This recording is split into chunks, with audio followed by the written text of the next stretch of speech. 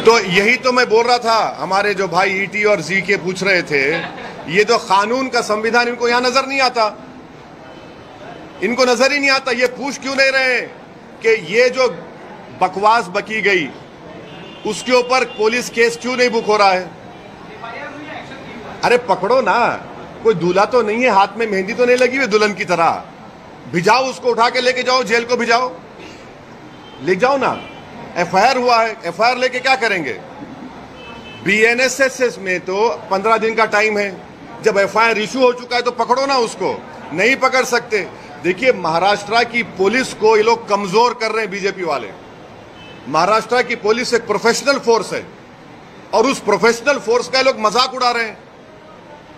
ये एक नहीं अनेक भाषण है उसके, क्यों बचाया जा रहा है? क्योंकि वो रूलिंग पार्टी का है। मस्जिद में घुस के मारेंगे, ये आपको नजर नहीं आता? पत्थर नजर आते खाली आपको?